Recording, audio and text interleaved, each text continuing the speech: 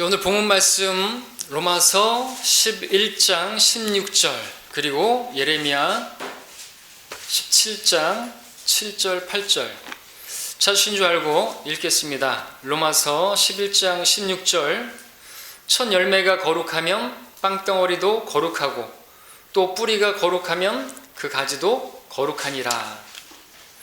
예레미야 17장 7절 8절 주를 신뢰하고 주께서 그의 소망인 사람은 복이 있도다. 그는 물가에 심겨진 나무가 강가에 그 뿌리를 뻗침과 같아서 더위가 오는 때를 보지 못하고 그 잎이 푸르러 가뭄의 해에도 염려하지 않고 열매를 맺는 것도 그치지 아니할 것임이라. 잠시 말씀에서 기도하겠습니다. 말씀의 제목은 뿌리를 점검하라. 뿌리를 점검하라. 여러분의 뿌리는 어떻게 되었습니까? 그렇게 제목을 정할 수가 있겠습니다. 우리가 뿌리를 돌아봐야 되죠. 우리 신앙의 뿌리, 역사를 얘기하는 게 아니라 우리 신앙에 있어서 뿌리가 중요하다라는 부분이 되겠습니다. 로마서 말씀에서는 뿌리가 거룩하면 가지도 거룩하다 그랬죠. 그래서 이 나무의 뿌리가 매우 중요한 것을 알 수가 있습니다. 그리고 본문에서도 그 나무가 열매를 맺는 건 뿌리가 중요한 것을 또 우리가 알 수 있죠. 나무의 수액을 다 받는 것이 뿌리에서 의해서 공급을 받지 않습니까? 성경은 우리 사람도 나무로 비유를 하고 있는 것을 보게 되죠. 그래서 우리를 말씀하실 때도, 제자들을 말씀하실 때도 열매를 보면 나무를 알 수 있다 이렇게 말씀을 하셨습니다. 열매 맺는 걸 보게 되면 그 나무가 또 어떤 나무인지, 좋은 나무인지 나쁜 나무인지도 알고 또 어떤 종류의 나무인지도 알 수가 있죠. 사과나무인지 배나무인지 열매를 봐야지 알 수가 있잖아요. 제 목회자 수련회 때 이번에 또 저한테 한 목회자님이 물어보더라고요. 그때는 겨울이고 그래서 열매도 없고 밑파리도 없고 그래서 제가 물어보시죠. 이 나무가 무슨 나무인 줄 아냐고. 제가 아니 그런 비성경적인 말씀을 하십니까? 열매를 봐야 나무를 알 수 있죠. 좀 웃자고 한 얘기입니다. 그런데 그걸 심각하게 받아들이시고 아무 말 안 하고 그냥 내려가시더라고요. 이게 그러면 안 되는데 제가 웃자고 한 얘기입니다. 그런데 소통이 안 되면 안 되죠. 아무튼 열매를 봐야 나무를 알 수 있습니다. 그리고 그 열매 맺는 것은 뿌리에 달려있는 것을 알 수가 있습니다. 그래서 성경은 우리로 하여금 계속해서 이 뿌리를 강조하고 있고 뿌리를 내리라고 말씀하고 있죠. 에베소 3장 17절에서는 너희가 사랑 안에서 뿌리를 내리고 털을 닦아. 골로새 2장 7절에서는 그분 안에 뿌리를 내리고 세움을 받아. 뿌리를 내려야지 세움을 받는 것이죠. 뿌리가 내려져 있지 않으면 설 수도 없습니다. 자, 오늘 우리 신앙에 있어서 뿌리가 중요한데 나의 뿌리는 어떠한 상태에 있는지 우리 뿌리를 돌아보는 시간을 갖기 원합니다. 그래서 우리가 건강한 신앙, 바람에도 흔들리지 않고 뽑히지 않고 실족하지 않는 열매 맺는 그리고 어떤 시험에서도 승리할 수 있는 그런 저와 여러분이 되기를 바랍니다. 자, 첫 번째로 뿌리를 점검하라 말씀의 제목인데 여러분의 뿌리가 물가에 내려져 있는지 물가에 심겨져 있는지 점검하시기 바랍니다. 자, 예레미야 지금 읽은 17장 7, 8절 다시 한번 읽으면 주를 신뢰하고 그의 소망을 주께 두는 사람은 복이 있도다. 그는 물가에 심겨진 나무가 강가에 그 뿌리를 뻗침과 같아서 더위가 와도 걱정하지 않고 그 잎이 푸르러 가뭄의 해에도 염려하지 않고 열매 맺는 것도 그치지 아니할 것이라고 말씀하고 있습니다. 자, 이 나무의 열매, 뿌리가 결정한다고 말씀을 드리는데 뿌리가 열매를 맺는데 잠언 12장 12절에서도 의로운 자의 뿌리는 열매를 내느니라. 의로운 자의 뿌리가 열매를 맺는다 말씀하고 있습니다. 본문에 예레미야 17장에서도 이 나무가 열매 맺기를 그치지 않는 것도 그 뿌리가 그 수액을 받아서 그 뿌리가 강가에 심겨져서 그래서 그 물기를 빨아들여서 열매를 맺는다고 말을 하고 있습니다. 그러나 물기가 없는 사막에 있는 나무는 어떻게 되죠? 열매를 맺지 못하는 것은 고사하고 말라 죽지 않는 것이 신기할 뿐이고 시간이 지나면 말라버리고 죽어버리고 마는 것이죠. 자, 그렇다면 여기서 말하는 그 뿌리가 물가에 심겨져 있어야 된다, 강가에 있어야 된다고 했는데 이 물이 무엇을 말하죠? 말씀. 너무 잘하시네. 우리 시편 가서 볼까요? 시편 1편입니다. 시편 1편 3절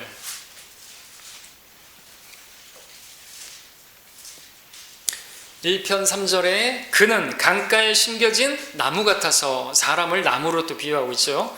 계절을 따라 열매를 맺으며 그의 잎사귀도 마르지 아니하리니 그가 무엇을 하든지 번성하리로다. 여기서도 이 나무가 강가에 심겨져 가지고 계절을 따라 열매를 맺는다고 말하고 있습니다. 그러면 이 강가에 심겨진, 그래서 물기를 빨아들이고 있는 이 나무, 그럼 이 물이 무엇인가 보고자 하는 거죠. 2절에서 뭐라고 말합니까? 지금 3절을 봤죠. 2절은 그 즐거움이 주의 법에 있으니 그가 주의 법을 주야로 묵상하는도다. 주야로 주의 법을, 곧 말씀을 묵상하는 것이 주야로 그 물을 빨아들이는 거기에 결과가 있다고 말하는 것이죠. 예. 그래서 우리가 아는 것은 우리가 이 말씀에 뿌리를 내려야 된다. 그리고 그 말씀을 계속해서 주야로 묵상해야 된다. 그 말씀을 계속해서 우리가 먹어야 된다. 그래야 열매를 맺는다 하는 것을 알 수가 있습니다. 그러나 이 뿌리가 말씀의 물을 빨아들이지 않는다면, 곧 우리의 신앙의 중요한 뿌리인데 이 말씀을 빨아들이지 않는다면 당연히 말라버리겠죠. 주께서 씨 뿌리는 자의 비유에서 말씀하셨습니다. 돌짝밭에 씨가 뿌려졌다는 것은 그 말씀을 듣고 즉시 기쁨으로 받아들이지만 그 사람 안에 뿌리가 없으므로 잠시 견디는데 말씀으로 인해서 환난이나 박해가 오게 되면 즉시 실직하는 사람이라고 말하고 있습니다. 그래서 이 열매 맺지 못하는 나무, 돌짝밭에 뿌려졌다는 거. 근데 문제는 여기서 뿌리가 없으므로 말라버렸다 그랬습니다. 근데 씨가 떨어졌는데 어떻게 뿌리가 나지 않죠? 뿌리가 없을 수가 있습니까? 누가복음 8장 6절에 따르면 습기가 없으므로 싹이 나자마자 말라버렸다 그랬습니다. 습기가 없어서. 여러분, 씨도 말씀이죠. 여기서 말하는 씨도 말씀인데 우리가 이 거듭난 것은 썩지 아니할 씨로 거듭났는데 이 씨가 우리가 또 뿌리 내리고 자라려면 또 뭐가 필요해요? 물이 필요한데 씨도 말씀이고 물도 말씀이죠. 그래서 우리가 말씀으로 거듭났으면 또 말씀을 공급받아야 되죠. 말씀을 계속해서 먹어야 됩니다. 그래야지 가지가 나고 싹이 나고 잎이 나고 꽃이 피고 열매가 맺는 그런 것이죠. 그러지 않으면 말씀을 공급받지 못하면, 말씀을 먹지 않으면 열매를 맺을 수가 없는 것은 당연한 것이죠. 고사하지 않으면 그건 신기한 것이겠죠. 자, 또 성도가 열매를 맺지 못하는 원인을 또 보자고 한다면 말씀을 공급하지 못하기 때문도 그렇지만 말씀에 뿌리 내리지 않고 악한 것에 뿌리 내리고 있으면 역시나 열매를 맺지 못합니다. 그 악한 것이 무엇일까요? 그것은 돈을 사랑하는 것입니다. 돈을 사랑하는 것이 모든 악의 뿌리라고 말하고 있죠. 모든 악의 뿌리가 되는, 거기에다가 뿌리를 뻗치고 있으면 당연히 악한 나무가 되고 열매 맺지 못하는 것뿐만 아니라 온갖 악한 열매들만 맺혀지게 되겠죠. 이것을 또 씨 뿌리는 자의 비유로 보게 된다면 가시떨기 나무에도 해당할 수 있습니다. 가시떨기 나무에 씨가 뿌려졌는데 그 가시떨기 나무가 그 기운을 막아가지고 열매를 맺지 못한다 그랬는데 누가복음 8장 14절에 보니까 그것이 뭐냐, 그 가시떨기가 가려가지고 열매를 맺지 못하는데 이생의 염려와 부와 쾌락에 억눌려 온전함에 이르는 열매를 맺지 못하는 자들이라 말씀하고 있습니다. 그러니까 말씀을 가까이 하기보다, 말씀을 먹기보다 돈에 뿌리를 내리고 돈을 사랑하고 세상의 어떤 쾌락을 사랑하고 이생의 그러한 일들을 추구하는 모습은요, 악의 뿌리를 내리는 거나 마찬가지인 것입니다. 그럼 열매를 맺지 못하는 건 당연한 거죠. 말씀을 먹기는 하는데 그 뿌리가 또한 우리가 하나님과 재물을 동시에 섬기면 안 된다고 말했죠. 그건 한쪽은 당연히 업신여기게 되고 존중하지 않을 거라 그랬는데 말라버리게 된다는 거예요, 결국엔. 자, 그렇게 되면요, 하나님의 말씀을 멀리하게 되고요, 하나님의 말씀을 존중하지 않게 되고요, 그렇게 되면요, 그 나무는, 그 뿌리는 쓴뿌리가 됩니다. 하나님의 말씀이 처음에는 달고 오묘하고 정말 그랬는데 나중에는 달고 오묘한 거 아니라 쓰고 부담스럽고 괴롭게 됩니다. 근데 아십니까? 이스라엘 백성들이 그랬습니다. 그들이 하나님 말씀을 달고 오묘하게 받아들인 거 아니라 부담스럽고 또 쓰게 받아들이니까 썩은 나무같이 되어버렸죠. 이사야서 5장 24절에 그들의 뿌리가 썩은 것 같이 될 것이며 그들의 꽃핌은 티끌같이 날아가리니, 이는 왜냐하면 왜 그렇게 썩은 것 같이 되는 것인가? 그 나무가 그들이 만군의 주의 율법을 던져버리고 이스라엘의 거룩한 분의 말씀을 멸시하였기 때문이다 하죠. 하나님의 말씀을 멸시하고 하나님의 말씀을 버리면 썩은 나무가 되는 것이에요. 하나님의 말씀이 여러분들이 달고 오묘하고 들어도 새롭고 그런 말씀으로 받아야만 여러분들이 열매를 맺고 주님께서 원하시는 그 열매로 하나님 영화롭게 해드릴 수가 있는데, 이 말씀을 다 아는 말씀이고 또 뭐 하라는 말씀으로 여러분이 그렇게만 듣는다면 여러분 썩은 나무가 되고 만다는 거죠. 안에서는 숯뿌리가 생겨나게 된다는 것이죠. 그러면은 열매는 고사하고 아무런 하나님께서 뽑아내실 수밖에 없는 그런 사람이 될 수가 있는 것입니다. 자, 이런 말씀을 통해서 우리가 알 수 있는 것은 뿌리가 바로 열매 맺게 하는 근원이다. 근원도 보면 이제 그 뿌리 근자를 쓰고 있잖아요. 그 근원, 우리 열매의 근원은 뿌리에 있습니다. 이사야서 27장 6절에서도 그가 야곱에게서 나온 자들로 뿌리밖에 하시리니 이스라엘은 꽃이 피고 싹이 나서 열매로 세상의 지면을 채우리라. 싹이 나고 꽃이 피고 열매를 맺는 건 뭡니까? 그들로 뿌리밖에 하시리니, 뿌리가 박혀야 되죠. 뿌리가 시작입니다. 그리고 로마서 우리 11장 16절도 읽었죠. 첫 열매가 거룩하면 빵덩어리도 거룩하고 뿌리가 거룩하면 가지도 거룩하다. 뿌리가 거룩해야 가지도 거룩한 것입니다. 여러분의 뿌리가 어떻습니까? 여러분의 뿌리가 거룩하다면 가지도 거룩하고요. 여러분의 뿌리가 건강하면 여러분들 가지도 건강할 것이고, 가지에서 열매 맺는 것도 아름다운 결실들을 맺게 될 것입니다. 자, 뿌리가 문제죠. 우리 뿌리를 거슬러 올라가면은 우리 뿌리가 잘못됐기 때문에 우리도 그렇게 됐죠. 우리의 뿌리는 누굽니까? 아담이죠. 아담이 죄인이 되었기 때문에 우리도 죄인이 된 것이죠. 아담이 더럽혀지게 되었기 때문에 우리도 더럽혀지게 된 것이죠. 뿌리가 문제예요. 문제의 뿌리는 뿌리에 있습니다. 자, 나무의 열매는 뿌리가 물가에 내려져 있느냐에 따라서 결정됩니다. 그러므로 말씀을 여러분들 가까이 해야 되겠죠. 말씀을 주야로 묵상해야 되겠죠. 그래야 열매를 맺는 것입니다. 그리스도의 말씀이 모든 지혜로 너희 안에 풍성히 거하게 하되, 그 말씀이 여러분 안에 풍성히 거하면 어떻게 열매가 맺어지죠? 시와 찬송과 영적인 노래로 노래하고, 그죠? 서로 가르치고 권면하고 너희 마음 은혜로 주께 노래하고, 이런 열매들이 맺혀지는 것이에요. 이것이 우리 안에서부터 있게 되는 거죠. 여러분 주님을 찬양하십니까? 주님을 찬양하시고 감사가 나오시고, 그러지 않고 불평이 나오고 찬양은 고사하고 막 세상 노래나 입에서 나오고, 그러면 썩는 것이에요. 썩어요. 썩을 것이 되는 거예요. 자, 그러므로 말씀에 여러분들 뿌리를 내리고 계신가? 말씀을 공급받고 있는가? 여러분들 점검하시기를 바랍니다. 두 번째, 뿌리를 점검하라. 두 번째는 여러분의 뿌리가 혹시 드러나 있지 않은지 점검해 보시기 바랍니다. 뿌리가 드러나 있으면 어떻게 되는 것이에요? 뿌리가 드러나 있으면 반드시 병들거나 또 바람이 불고 하면 쓰러지는 건 당연한 것이죠. 뿌리는요, 어디 있어요? 땅속에 있지 않습니까? 감춰져 있어야 됩니다. 뿌리가 드러나면 안 되는 거예요. 큰일 나는 것이에요. 뿌리를 드러내면 큰일 나는 것입니다. 자, 우리가 이것을 통해서 중요한 교훈을 배워둘 수가 있는데, 그 교훈은 뭐냐니까 자기 부인입니다. 겸손입니다. 나를 감추는 것이에요. 우리 침례인 신앙을 배울 수가 있죠. 여러분 자신을 드러내려고 하면 안 되는 것이에요. 여러분의 어떤 기초를 드러내려고 하면 안 되는 것이에요. 여러분, 우리의 신앙의 기초는 뭐예요? 말씀을 읽는 거죠. 말씀을 읽는 것과 함께 기도하는 것도 기초에 해당하죠. 그리고 그것은 다른 성도들에게 보여줄 수 없는 것일 수 있어요. 보여지게 해서도 안 되고요. 드러나게 해서도 안 되는 거예요. 그러니까 여러분들 나는 말씀을 이렇게 많이 읽고 있다고, 나는 한 주 동안에 여기서 여기 이만큼 읽었다고 그렇게 말하는 거 별로 안 좋습니다.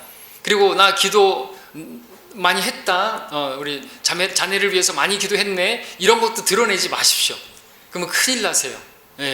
그러면은 그게 주님께서 뽑으실 수도 있어요. 왜? 뿌리가 드러나는 거거든요. 그러면은 뽑히는 거예요.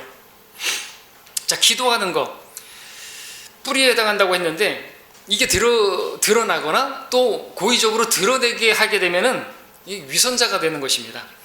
자, 예수님께서 이 땅에 오셨을 때 바리새인들 주님께서 책망하셨죠? 왜? 그들은 위선자들입니다.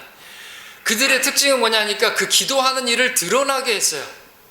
드러나게 했죠? 오래 기도했죠? 길게 기도했죠? 가시적으로, 가식적으로, 가시적이면서도 가식적으로 기도했죠.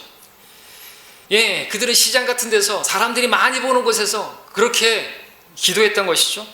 열매 없는 나무와 같은, 아무 열매도 맺지 위선자고, 주님께서 저주하신 무화과 나무 어떻게 됐죠? 뿌리부터 말라버렸죠. 바리새인들이 그랬습니다. 그들의 특징은 자기들을 드러내는 것이에요. 하나님을 영화롭게 하는 게 아닙니다. 그들은 자기들을 드러내기 위해서 옷단을 넓혀 입었죠. 로브 입었죠. 예복을 입었죠. 주님은 한 번도 예복 입지 않았습니다. 가죽 성구함을 또 크게 지니고 다녔죠. 잔치하는 자리에서는 가장 좋은 자리에 앉기를 원했죠. 사람들로 하여금 랍비라 불리기를 그렇게 좋아했었죠. 그렇게 자기를 드러내고 또 그렇게 기도하는 거, 자기 성경을 막 아예 이렇게 달고 다니고 그렇게 드러내는 거, 위선입니다. 그것은요, 뿌리를 드러내는 거랑 마찬가지고, 그러면요 뽑힐 것이에요. 말라버리고. 주님께서 그들을 향해서 마태복음 15장 13절에서 말씀하셨죠. 하늘에 계신 나의 아버지께서 심지 않은 모든 초목은 뽑힐 것이라고 말씀하셨습니다. 이 바리새인들을 향해서 말씀하신 거거든요. 우리는 그리스도인들입니다. 그리스도인, 그리스도의 사람이죠. Christ, I am nothing죠. 그 크리스찬을 영어로 하면은 Christ, I 그리고 am nothing, 그렇게 크리스찬을 이렇게 풀이할 수가 있지 않습니까? 우리는 감춰지고 오직 그리스도만 드러나야 되는 것입니다. 내가 아니요 그리스도만.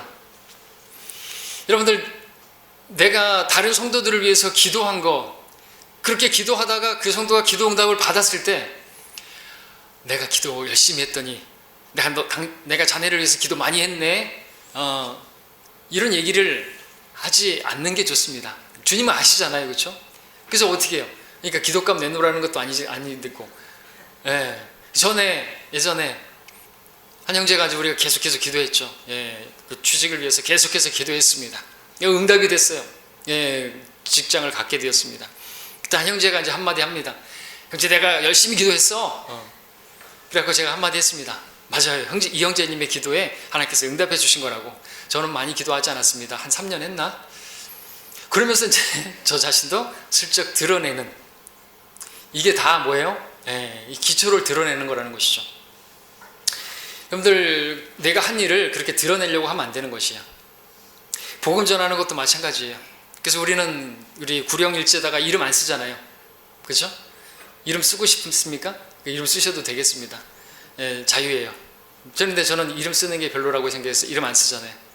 근데 이름 쓰지 말라 그랬더니 지역을 쓰고 계시네? 그럼 다 드러나잖아요. 누가 했는지. 나주, 영산포, 영암, 영광, 고창, 이런 식으로 쓰면 다 드러나잖아요. 여기서 또 나를 드러내려고 하는 게 있더라고요. 광주는 안 써요. 광주는 안 쓰더라고요. 왜? 광주는 여러분들이기 때문에 누가 썼는지를 몰라요. 누가 했는지 모르잖아요. 근데 그런 거에 있어서도 우리가 보면 자꾸만 나를 드러내려고 하는 그런 게 있다는 거죠. 주님은 다 아세요. 여러분들이 한 것들이 은밀하게 되어져야 하나님께서 드러나게 갚아주시는 거 아십니까? 여러분의 구제가, 여러분이 기도하는 것이 은밀하게 되어져야, 사람들에게 드러나지 않고 사람들에게 나팔을 불지 말아야, 내가 자선을 베풀 때 내 오른손이 하는 것을 왼손이 모르게 하라. 그리하면 내 자선 행위가 은밀히 되어져서 은밀히 보시는 내 아버지께서 친히 내게 드러나게 갚아주실 것이다. 언제요? 그리스도 심판석에서. 그때 우리는 자랑의 면류관을 받게 되고, 그때 우리는 자랑해도 되는 것이에요. 천사들 앞에서 자랑할 것이고, 그때 우리가 상을 받는 거 아닙니까? 이 땅에서 상을 받으면 아유 고맙네. 저도 그래서 여러분들이 뭘 저한테 해주지 마시라고, 또 명절 다가오는데 또 다시 말씀드립니다. 선물하지 마십시오. 근데 그래도 제가 받고 나서 인사를 안 하죠. 이해하셔야죠. 왜? 그보다 더 좋은 상을 받으시라고. 아이고 감사합니다. 막 이렇게 얘기를 하고 싶어도 좀 자제를 제가 하죠. 왜? 여러분들 그거 주님께 한 거잖아요. 그죠? 저한테 한 것이기도 하지만 주님께 한 것이잖아요. 주님의 이름으로 한 거 아닙니까? 그죠? 그러니까 주님께 감사를 드리고, 저도 여러분들도 주님께서 공급하시는 것으로, 여러분이 한 것으로 이렇게 믿어야 되고, 그래야지 거기에 아무런 안 좋은 마음, 쓴뿌리나 이런 것도 가지지 않는 것이에요. 그 뿌리도 건강하게 되는 거예요. 우리가 뿌리가 한 일인데, 감춰지게 한 건데 그걸 드러나게 하면요, 근데 그것에 대해서 고맙다는 인사도 없네. 그럼 거기서부터 이제 이게 뿌리가 썩기 시작하는 거예요. 쓴뿌리를 가지게 됩니다. 안 좋은 마음을 갖게 됩니다. 아무것도 아닌 것 같은데, 그러면서 거기서부터 문제가 일어나는 것이에요. 뿌리가 문제입니다. 여러분들의 뿌리는 어떻게 되어 있습니까? 뿌리가 드러나서는 안 됩니다. 자, 세 번째, 뿌리를 점검하라. 세 번째, 뿌리가 깊이 내리고 있는지 점검하시기 바랍니다. 뿌리 깊은 나무는 어떻게 해요? 뿌리 깊은 나무는 한번 시를 만들어 보십시오. 뿌리 깊은 나무는 그렇죠. 뭐 이렇게 어렵게 생각하십니까? 뿌리 깊은 나무는 뽑히지 않죠. 쓰러지지 않죠. 강풍에도 쓰러지지 않잖아요. 태풍이 와도 쓰러지지 않잖아요. 근데 여러분들 뉴스 같은 데 보면은 태풍이 왔어요. 강풍이 불었어요. 가로수가 쓰러졌네요. 여러분들 뉴스에서 혹시 그런 거 보셨습니까? 그리고 그 뿌리가 이렇게 보여졌는데 어떻게 돼 있죠? 뿌리가 깊이 내렸지 않다든지, 또는 이 나무를 옮겨 심었어요. 근데 옮겨 심을 때 이걸 분뜨기 작업이라고 하는데, 이 분뜨기 작업을 하고 나서 어떻게 했냐? 그냥 심어버린 거예요. 여러분들 그 분뜨기 작업할 때 제가 해봤지만 새끼줄로 다 총총총 맵니다. 뿌리를 잘 감싸가지고 매요. 그리고 거기다가 이제 또 이동 중에 터지지 않도록 고무로 만든 그 바를 갖다가 칭칭칭 감아요. 그렇죠? 그리고 이제 또 그게 터질까봐 그 와야 뭐라 그러죠? 반생이로다가 이렇게 묶어가지고 또 쇠로다가 이렇게 해가지고 묶어가지고 심습니다. 근데 뉴스를 그때 봤는데 이거 그대로 심은 거예요. 이걸 다 제거해야 되거든요. 철도 잘라내야 되고, 그 고무 바로 칭칭 감은 것도 빼내야 되고, 새끼줄 감은 거는 냅둬도 돼요. 어차피 썩으니까. 그리고 이제 뿌리가 내려지는데, 근데 얘가 그대로 담아버린 거예요.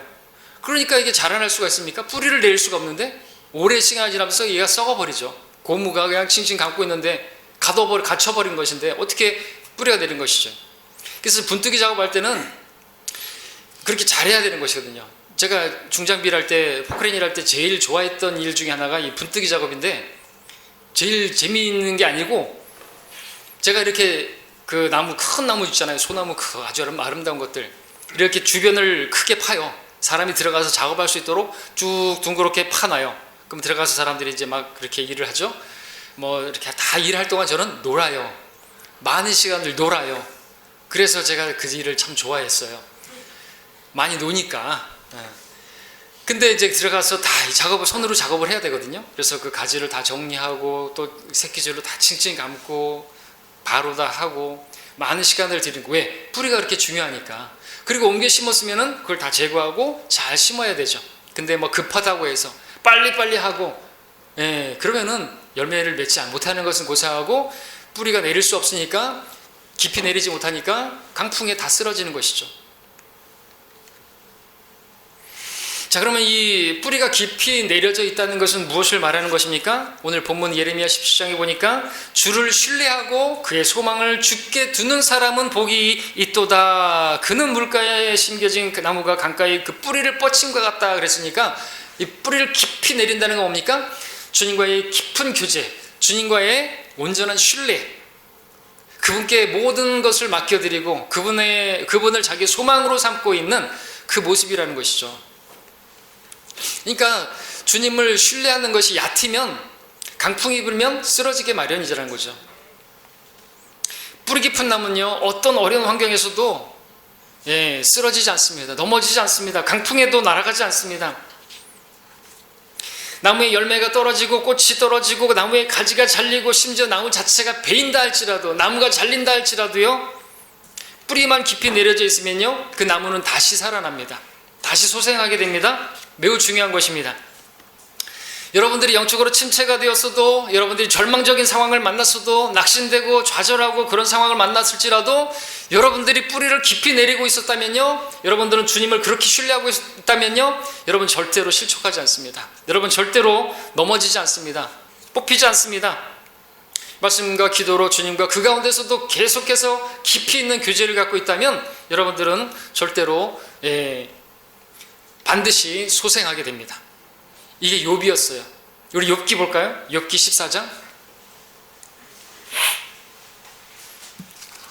욥기 14장 7절 9절 보겠습니다.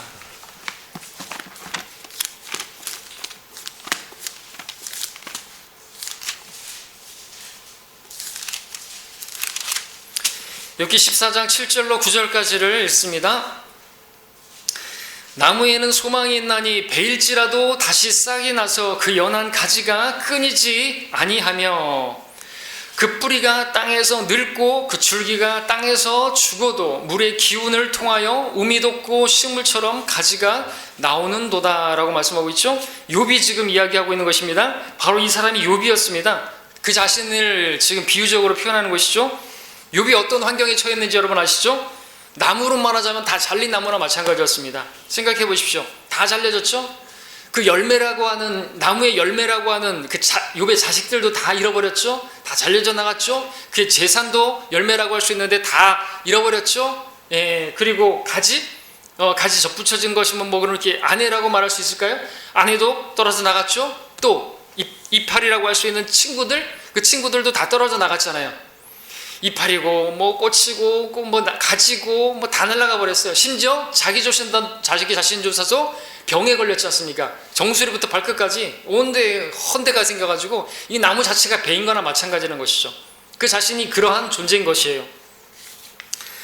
자, 욥은 남아있는 것이 전혀 없어 보였습니다. 나무로 치자면 다 베어진 것과 같았습니다. 그런데도 뭐라고 말합니까? 나무에는 그래도 자기에게는 소망이 있나니 베일지라도 다시 싹이 나서 그 연한 가지가 끊이지 아니하고 그 뿌리가 땅에서 늙고 그 줄기가 땅에서 죽어도 물의 기운을 통하여 우미 돋고 식물처럼 가지가 나온다 그랬습니다. 베일지라도 소망이 있다. 왜? 그 뿌리가 땅에서 늙고, 여러분들 이 뿌리가 죽은 게 아니라는 것이에요. 뿌리가 늙고, 그러니까 뿌리가 깊은 것이죠. 나이가 많아가지고 깊이 내린 것이죠. 그처럼 뿌리가 깊이 있기 때문에 그 뿌리가 물을 만나서 기운을 돋고 우물 돋고, 그죠? 가지가 자라서 꽃이 피고 열매를 맺게 되는 거. 예. 중요한 것은 뿌리라는 것입니다. 그 뿌리가 그렇게 오래 깊이 늙도록 쫙 뻗어 있기 때문에 베일지라도 소망이 있다는 것이죠. 그래서 자라나는 것이죠. 회복할 수 있다는 것입니다. 그러니까 저와 여러분들이 어떤 태풍을 만나고 어떤 어려운 일을 만난다 할지라도 은밀한 중에 여러분들이 평소에 주님과 갖는 교제가 어떠하냐가 여러분들을 건강하게 만들 것입니다. 어려운 날에도 태풍이 와도 여러분들 쓰러지지 않을 것이고 실족하지 않을 수 있고 잠시 흔들릴 수는 있어도 다시 일어날 것이고 소생할 수가 있을 것입니다. 여러분들 그러므로 주님과 교제해야 되겠죠. 깊이 교제해야 되는 거죠. 주님과 깊이 교제해야 주님을 신뢰하는 것이죠. 여러분들 무슨 뭐 신학을 공부하고 어떤 교리를 알고 뭘 배웠고 공부를 많이 했다고 해서 주님을 신뢰하는 게 아닌 거예요. 평소에 주님과 교제하는 것이 깊어야 되는 것이죠. 뭐 여러분들 성경 공부를 많이 하고 신학을 공부했다고 뭐 해서 여러분들 그런 사람들은요 오히려 교만할 수 있어요. 지식이 교만하게 만든다 그랬잖아요. 지식은 교만하게 하지만 사랑은 세워주는데 그런 어떤 여러분들이 우리 책들 그런 것만 읽고 주님과 교제가 없고 말씀을 읽는 것을 등한시하게 되면요 쓰러집니다. 쓰러져. 교만하기 때문에 자기가 뭔가 대단히 안다고 생각하고 그런 사람들은요 하나님께서 뽑아내 버리시죠. 교만하게 되기 때문에. 그러면 안 되는 것입니다. 주님을 신뢰해야 되죠. 주님을 사랑해야 되는 것입니다. 그것은 여러분들이 평소에 항상 그렇게 주님과 가진 교제에서 나오는 것이죠. 그러니까 그 교제는 드러나지 않는 것이고 그렇게 뿌리를 내리고 있고 그러면요 바람에도 흔들리지 않는 것입니다. 어떤 상황에서도 여러분들 넘어졌다 할지라도 다시 소생할 수가 있는 것입니다. 자, 마지막으로 네 번째 뿌리를 점검하라. 쓴 뿌리가 있는지 점검하라가 되겠습니다. 히브리서 함께 볼까요? 12장입니다. 히브리서 12장 15절 말씀 보겠습니다.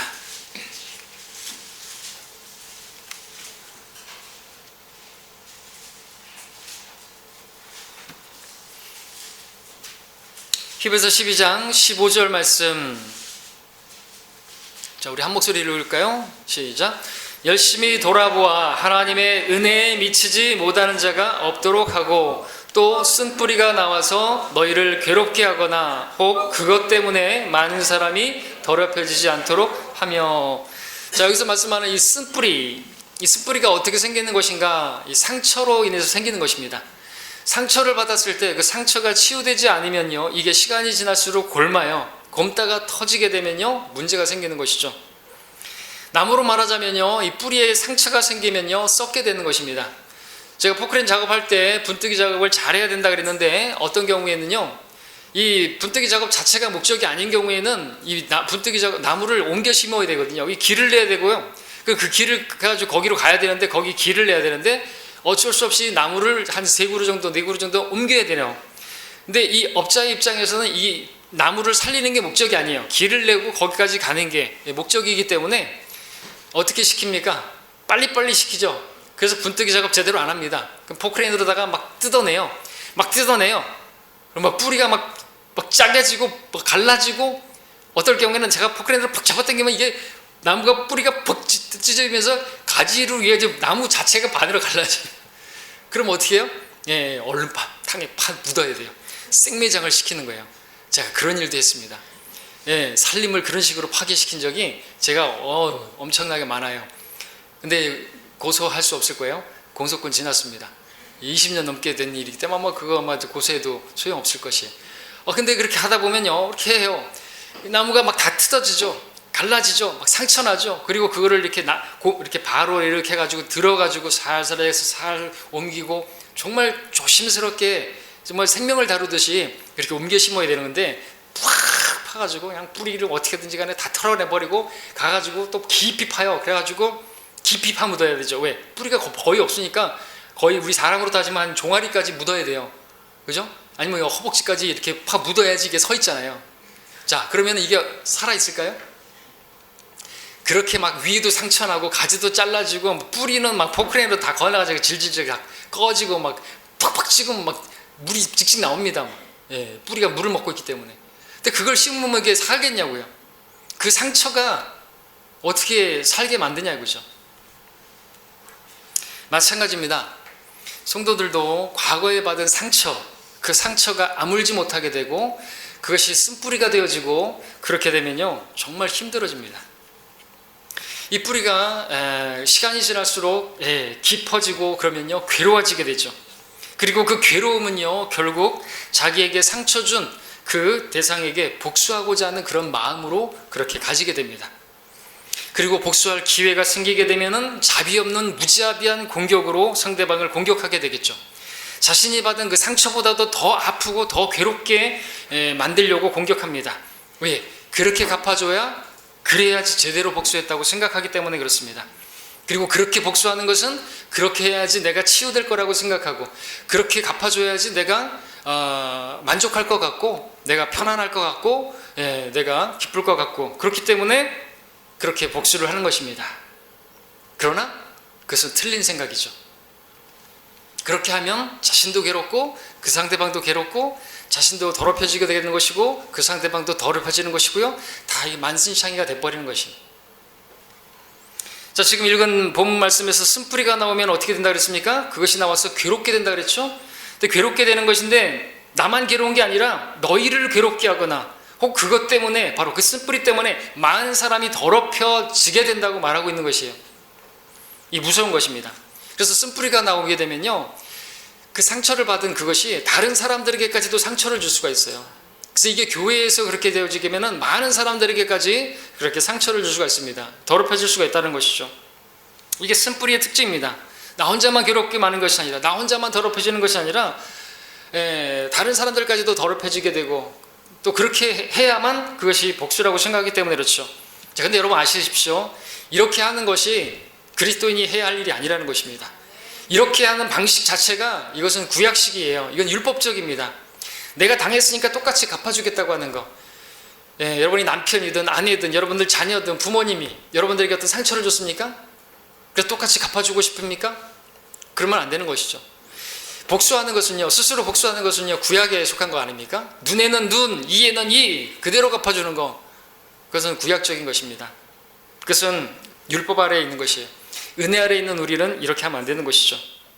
자, 우리는 신약 성도들입니다. 우리는 은혜 아래에 있지 율법 아래에 있지 않습니다. 여러분, 쓴뿌리의 원인은 무엇입니까? 쓴뿌리가 나오게 되는 이유가 뭡니까? 상처받았기 때문입니까? 근데 그 상처 우리 누구나 다 있을 수 있어요. 우리 상처받지 않은 사람 어디 있습니까? 문제는 여러분들 다시 15절 읽어보시면 열심히 돌아보라, 하나님의 은혜에 미치지 못하는 자가 없도록 하라 그랬죠. 이게 그래서 우리 열심히 돌아봐야 되는 것이에요. 내가 하나님의 은혜 가운데 있는 것인가? 우리가 은혜 가운데 있으면요 어떤 상처되는 일을 만났어도 그게 아무 문제가 안 된다니까. 우리 아까 찬양 불렀던 것처럼 주님 하늘로 만분으로 만족하고 그 은혜가 내게 족하다고 노래하면서 그 문제도 다 그냥 패스할 수 있어요.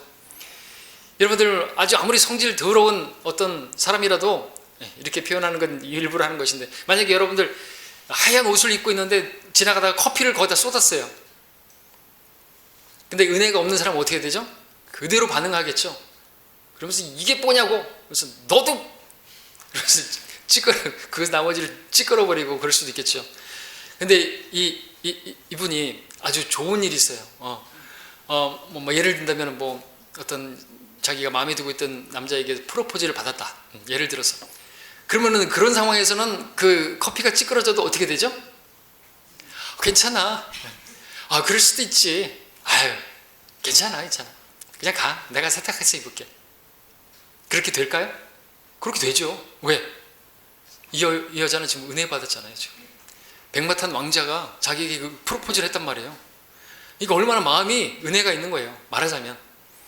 근데 그런 게 없으면 지금 차였어요, 퇴짜 맞았어요, 또는 지금 고무신 거꾸로 신었어요. 그러면은요, 그런 가운데서 어떤 차 접촉 사고 같은 거 날 뻔했는데 어떻게 되죠? 보복 운전한다든지 막 그러죠. 보복 운전도 누가 하는 거예요? 은혜가 없는 사람들이 하는 거잖아요. 안 그래도 기분 나빠 죽겠는데 지금 그러면서 똑같이 갚아주려고 하잖아요. 근데 여러분들 같으면 어떻게 하죠? 막 갑자기 끼어들면 바쁘신가 보다, 가라고. 가세요. 아무렇지도 않잖아요. 여러분들 막 앞으로 막 위협하는 운전을 하고 공격하는 운전을 하더라도 아무런 문제가 안 된다는 것이죠. 중요한 거예요. 문제는 은혜에 미치지 못했기 때문에, 은혜가 없기 때문에 쓴뿌리가 생긴다는 것이죠. 이 주님과의 교제가 또 없기 때문에도 마찬가지겠죠. 자, 나에게 미친 은혜 잊어버리게 되면요, 쓴뿌리가 나오는 것이에요. 문맥을 보십시오. 이 히브리서의 주제는 더 좋은, 더 나은이죠. 더 좋은 것을 우리가 선택해야 되고 더 나은 것을 우리가 해야 되는 것이에요. 어떤 일을 만나더라도. 자, 여러분들 16절 17절 보게 되면 이제 에서와 야곱이 나오죠. 대조하고 있죠. 그래서 우리는 에서처럼 속된 자가 되지 말라고 말씀하고 있죠. 한 그릇 음행하는 자, 이것도 이제 뭐 그런 것도 다 불만이 있기 때문에 그렇고, 또 이 에서는 우리가 또 크게 보게 되면 뭐 어떤 사람이었어요? 그 장자권을 잃어버린 것 때문에 그 야곱에 대해서 언젠간 죽여버리겠다라고 하는 복수심에 계속 있었잖아요. 그죠? 그쵸? 아시죠? 복수심이 있는 거예요. 아주 간교하게 이 나의 축복권을 빼앗아간 저놈 언젠간 죽여버리겠다. 아버지만 돌아가셔봐. 돌아가시고 하니까 이제 살아가지고 막 또 불안해하면서 도망가라고 막 그렇게 하잖아요. 쓴뿌리를 가지고 있었던 것이죠. 그 다음에 이제 말씀해 드리는 건 어떤 겁니까? 시내산과 시온산을 대조하고 있습니다. 그래서 18절부터 21절까지는 이제 시내산이 된 모습인데, 여기서 이제 시내산은 구약, 율법, 그것을 보여주죠. 간단하게 읽으면 너희가 잃은 곳은 그러니까 오늘 우리가 적용한다면 우리도 그렇습니다. 손으로 만져볼 수 있는 불붙은 산, 이 시내산인데 그것이 아니라는 것이에요. 우리가 있는 곳은 이 시내산이 아니라는 것이죠. 우린 율법 아래 구약에 있지 않는 것이에요. 캄캄함과 어두움과 폭풍과 나팔 소리를 말하는 음성 있는 산이 아니라는 것이에요. 그 음성을 들은 자들은 자기들에게 더 말씀하지 않기를 간구하느니라. 이는 그들이 만일 들짐승이라도 그 산에 닿으면 돌에 맞거나 화살에 맞으리라는 명령을 견뎌내지 못함이라. 그 광경이 그처럼 무섭기에 모세도 말하기를 내가 심히 두렵고 떨린다 하였느니라 그랬습니다. 여러분들 눈에 볼 수 있는, 만져볼 수 있는 불붙은 산, 근데 그 불붙은 산인데 캄캄하고 어둡고 막 폭풍이 불고 음성, 여러분들 이게 무서운 모습이죠. 이것은 지옥 같은 모습이죠. 지옥도 불이 있는데 거기는 흑암이에요. 캄캄하고 침침하고, 그죠? 이것을 우리가 영적으로 적용하면 쓴뿌리가 있는 사람의 마음도 이와 같은 것이에요. 마음이 지옥 같은 거예요. 복수심, 여러분들 율법은 복수예요. 심판입니다. 정죄합니다. 눈에는 눈이고 이에는 이라는 것이죠. 자, 22절부터 24절까지는 이제 그 대조에서 시온산이 나옵니다. 시온산. 그러나 너희가 시온산과 그러면서 이제 마지막에 이제 거기에 이르렀다고 말하고 하고 있는 것이죠. 거기에 이르렀다. 24절 마지막에 너희 시온산과 살아계신 하나님의 도성인 하늘의 예루살렘. 갈라디아서 4장에서는 우리가 위에 있는 예루살렘, 자유자니 우리 모두의 어머니라. 우리는 자유. 주님께서 우리 율법의 구속으로부터 자유케 하셨잖아요. 위에는 예루살렘, 무수한 천사들, 하늘에 기록된 첫째로 난 자의 총회와 교회, 모든 것의 심판자이신 하나님과 온전하게 된 의인들의 영들과 새 언약의 중보자이신 예수와 우리 주 예수 그리스도요 중보자이시고, 24절 이어져서 아벨의 피와 예수님의 피를 또 대조하죠. 아벨의 피보다 더 좋은 것을 말하는 뿌리는 피에 이르렀느니라 그랬습니다. 여러분, 말한다. 피가 말한대요. 여기서 아벨의 피도 말하고요, 예수의 피도 말한다고 말하는 것이에요. 더 좋은 것을 말하는 뿌리는 피에 이르렀다 이거죠.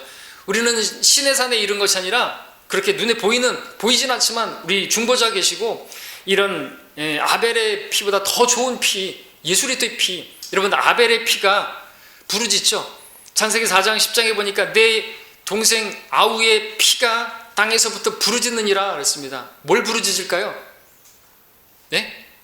아벨도 구약 성도고 그 전이지만 어쨌든 뭘 부르짖느냐, 이제 히브리서 주석에 보니까 복수를 부르짖는 것이에요. 아벨의 피는 복수를 부르짖어요. 그러나 예수의 피는 뭘 부르짖을까요? 용서, 은혜를 부르짖죠. 은혜.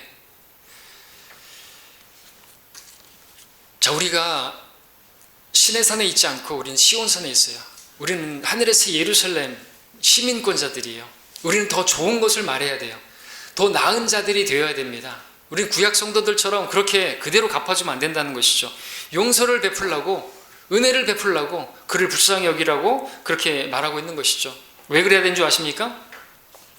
그래야 화평이 있고 거룩함이 있기 때문에 그렇습니다. 여러분 14절을 보시게 되면요, 자, 아까 15절에서는 쓴뿌리가 나오게 되면 괴롭게 되어지고 더럽게 된다 그랬죠? 쓴뿌리의 반대는 무슨 뿌리일까요? 단뿌리일까요? 근데 단뿌리는 없잖아요. 아무튼 선뿌리, 선한 뿌리는요, 그 열매가 괴로움이 아니라 화평함이고요, 더러움이 아니라 거룩함이에요. 그렇죠? 그래서 14절에서 모든 사람과 더불어 화평함과 거룩함을 추구하라 그랬죠?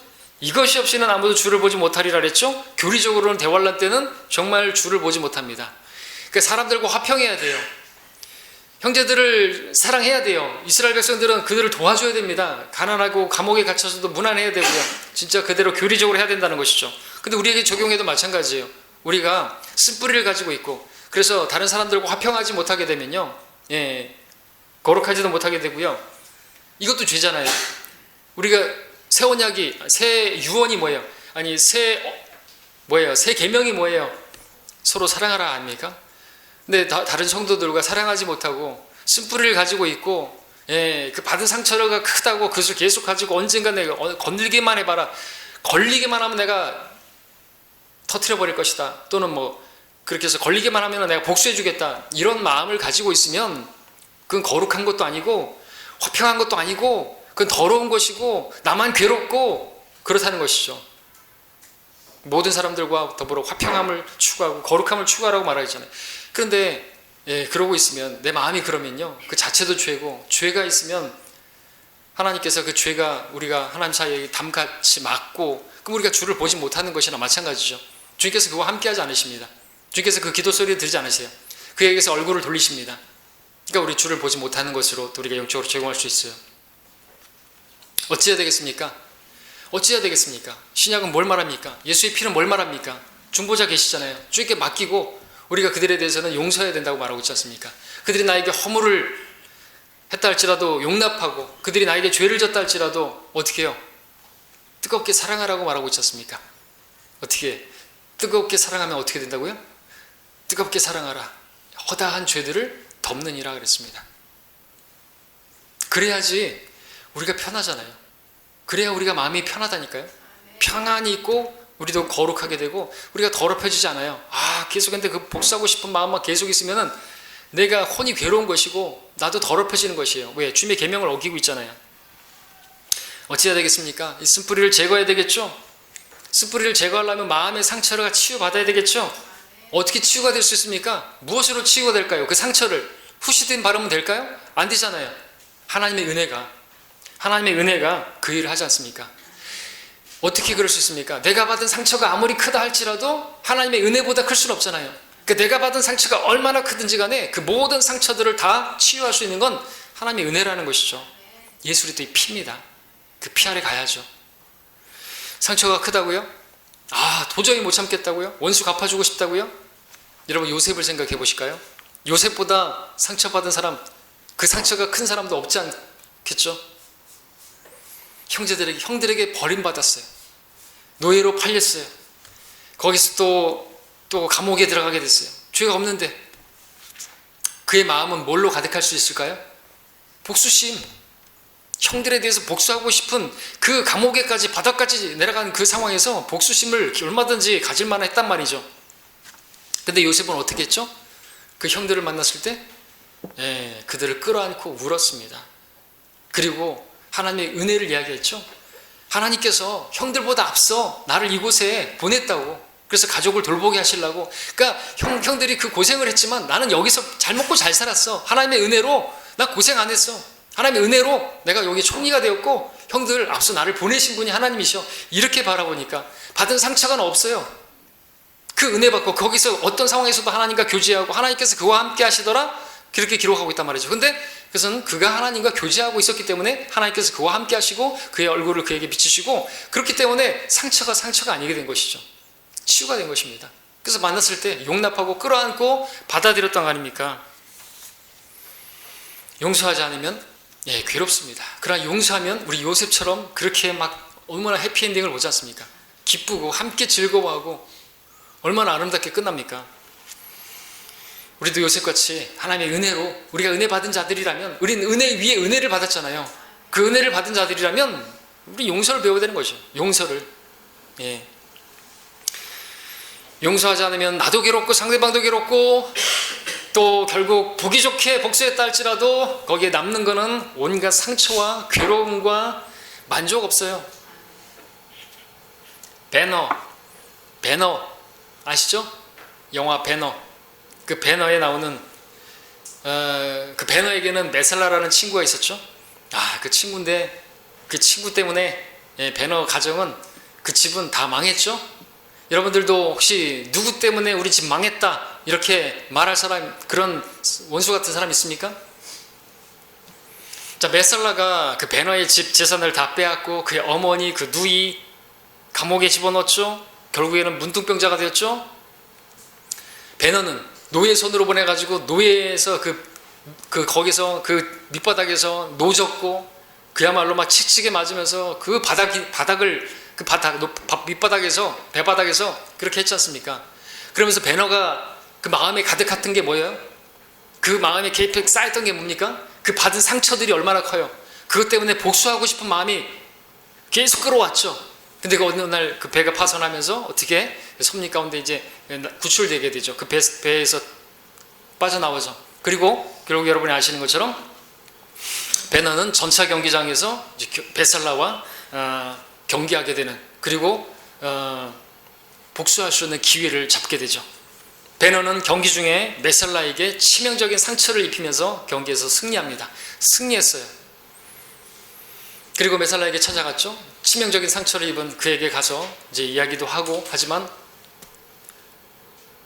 그리고 그러다가 이제 고통 가운데 그 메살라는 죽었지만, 자, 보기 좋게 원수 갚았습니다. 복수했습니다. 그런데 웬일인지 배너의 마음에는 화평이 없었습니다. 여전히 마음은 괴로웠고 자신의 혼은 더럽혀져 있었죠.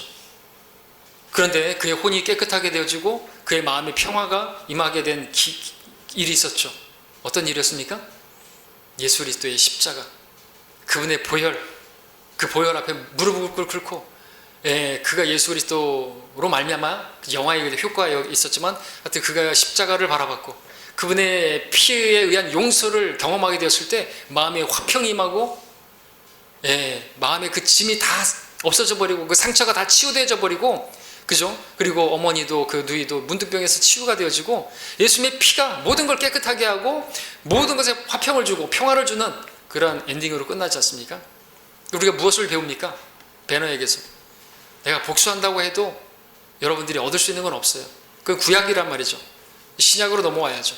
우리는 은혜를, 내게 은혜가 미치지 못하면, 은혜가 바닥나면요 쓴뿌리가 나오게 되고요, 내가 받은 그 상처 때문에 언젠가 복수할 기회를, 그리고 그 복수할 기회를 얻게 되면요 잔인하게 복수할 것입니다. 내가 받은 것보다 더 심하게 복수해 주려고 합니다. 거기에서 문제가 많이 생긴다는 것이죠. 근데 하나님께서 우리가 그러지 않기를 바라세요. 우리 신앙생활하면서 많은 상처 받을 수 있어요. 근데 그 상처 받은 걸 다 가지고 있으면 어떻게 돼요? 70번씩 7번이라도 용서하고, 그게 우리가 할 수 있는 거예요. 왜?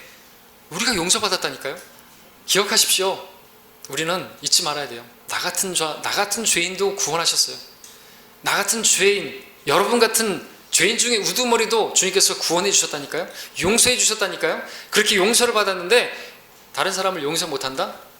생각해 볼 문제라는 거죠. 1만 달란트 용서받았는데 100데나리온 가지고 갚으라고 그렇게 말하는 거나 마찬가지라는 것이죠. 여러분, 용서가 우리 마음에 화평을 주고 거룩해 합니다. 상처받았습니까? 그 상처가 너무 큽니까? 근데 그 상처가 하나님의 은혜보다 클 수는 없을걸요? 나 때문에 당하신 주님의 상처를 생각해 보십시오. 그는 우리의 허물로 인하여 상처를 입었고, 그는 우리의 죄악으로 인하여 상하였도다. 우리의 화평을 위한 징계가 그에게 내려졌고, 그가 맞은 채찍으로 우리가 낫게 되었다 그랬습니다. 그럼 여러분들 치유가 돼야 되죠. 이 주님을 깊이 묵상하면요, 그 주님을 깊이 생각하면요, 주님과 이 교제로 말미암아 여러분에게 하나님의 은혜가 회복되어질 것이고, 여러분이 받은 상처도 치유가 될 것입니다. 예, 그 쓴 뿌리조차도, 썩은 나무 뿌리라 할지라도 회복될 수가 있어요. 무엇으로요? 하나님의 은혜로. 그럼 우리 이 은혜를 여러분들 의지해서 회복하시기를 바랍니다. 주님을 바라보시기 바랍니다. 십자가를 바라보시기 바랍니다. 그래야 여러분들 화평할 수 있고 거룩하게 될 수가 있습니다. 다른 사람들과 더불어 화평할 수 있고, 그것이 바로 하나님을 볼 수 있는, 하나님과 교제할 수 있는 길입니다. 말씀을 정리합니다. 자, 오늘 우리 신앙에 있어서 뿌리가 얼마나 중요한지, 우리의 뿌리는 과연 어떠한 상태에 있는지 돌아보는 그러한 점검의 시간을 가졌습니다. 자, 열매 맺는 일이나 나를 드러내지 않는 겸손이나 이런 것들은 은밀한 중에 주님과 갖는 교제에 달려 있음을 봤습니다. 밥을 먹듯이 우리가 하나님의 말씀을 가까이 하고 숨을 쉬듯이 기도하는 일을 쉬지 않는다면 우리는 뿌리가 깊은 나무와 같이 되어서 여러분들 비바람에도 태풍에도 흔들리지 않을 수 있을 것입니다. 그러나 쓴뿌리가 생기게 되면 어렵습니다. 치유가 어렵습니다. 하지만 하나님의 은혜라면 그 쓴뿌리조차도 치유가 될 수가 있습니다. 나를 용서하신 하나님, 우리가 그분을 바라본다면, 나는 용서할 수 없어도 하나님의 은혜를 의지한다면 용서하지 못할 사람이 없을 것입니다. 여러분의 뿌리는 어떻게 되어 있습니까? 여러분의 뿌리가 거룩하면 여러분도 거룩할 것입니다. 여러분의 뿌리가 건강하다면 여러분들 건강하실 것입니다. 주님과 교제를 통해서 뿌리를 깊이 내리시길 바랍니다. 그 일이 여러분을 하여금 풍성한 결실을 맺게 해주실 것이고, 거대한 태풍에도 굳게 서 있게 해줄 것입니다. 무엇을 잃었다 할지라도, 모든 것을 잃었을지라도 다시 일어날 수 있는, 소생케 할 수 있는 힘을 줄 것이고, 어떤 상처에도 여러분들 다시 딛고 일어날 것이고, 어떤 사람도 용서할 수 있을 것이고, 모든 사람과 더불어 화평함과 거룩함을 이룰 수가 있게 해줄 것입니다. 하나님께서는 여러분들이 그렇게 되기를 바라십니다. 그렇게 되기만 한다면 그야말로 하나님의 은혜가 아니겠습니까? 그 은혜를 회복하시길 바랍니다. 그래서 승리하시길 바랍니다. 기도하겠습니다.